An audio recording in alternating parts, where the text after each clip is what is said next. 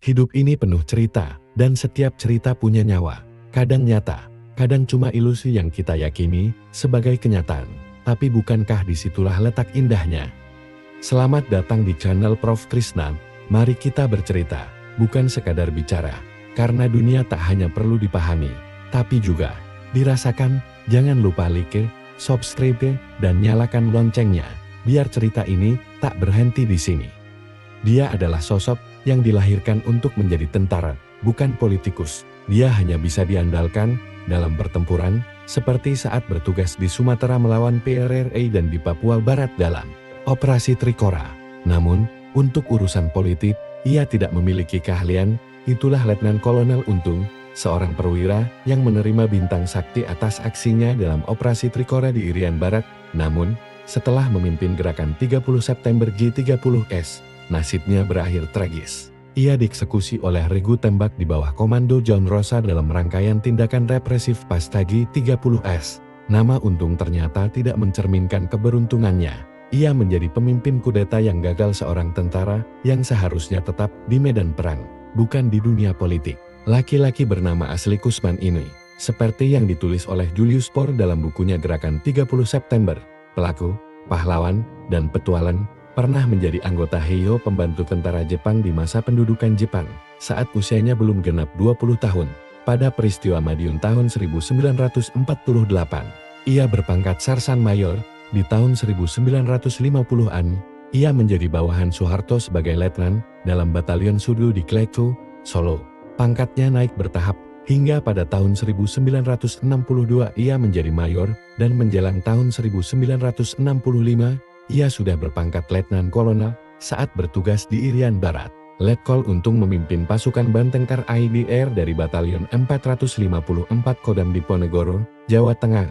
Namun, karir militernya berakhir tragis setelah peristiwa G30S. Pada malam 30 September tahun 1965, sebagai komandan Batalion Kawal Kehormatan Cakrabirawa, ia mengawal Presiden Soekarno dalam acara musyawarah nasional ahli teknik di Senayan. Presiden Soekarno berada di lokasi hingga pukul 23 WIB sebelum Letkol Untung berangkat ke Lubang Buaya dekat Pangkalan Udara Halim Perdana Kusuma untuk menginspeksi pasukannya.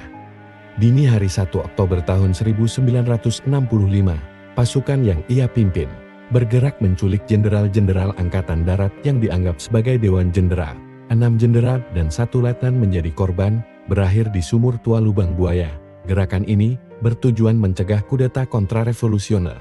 Namun, meski awalnya berjalan sesuai rencana, gerakan ini berujung pada kegagalan. Pagi harinya, 1 Oktober tahun 1965, Letkol Untung, yang dikenal pendiam dan dianggap tidak paham politik, muncul dalam siaran radio Republik Indonesia RRI sebagai Ketua Dewan Revolusi. Anggota dewan ini terdiri dari berbagai tokoh yang tidak semuanya berasal dari Partai Komunis Indonesia PKI. Mau tidak mau, Letkol Untung pun menjadi buronan utama karena memimpin gerakan tersebut sebagai seorang perwira militer yang tangguh.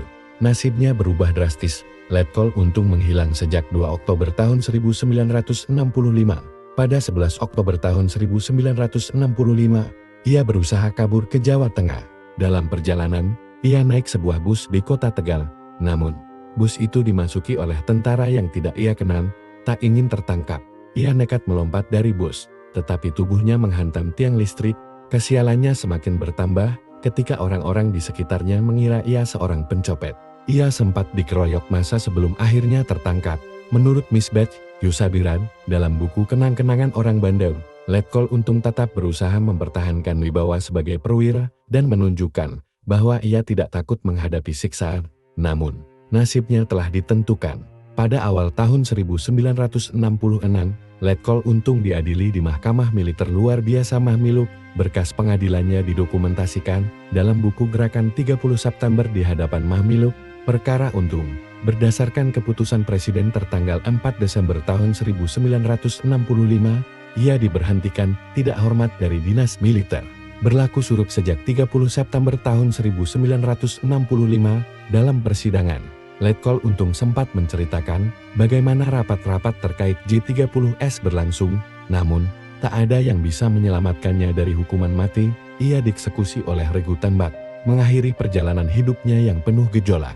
Dari seorang prajurit berprestasi hingga pemimpin kudeta yang gagal.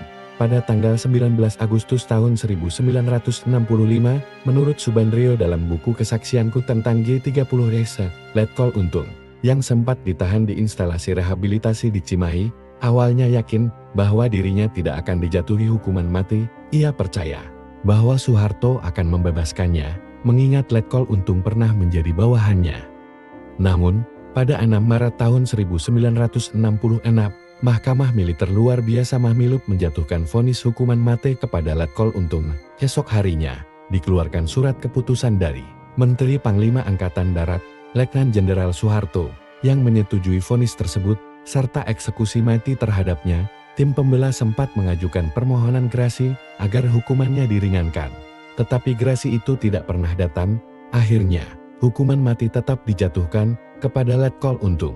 Menurut Subandrio, saat ditanya tentang permintaan terakhir sebelum eksekusi, Letkol Untung tampak panik dan justru tidak meminta apapun.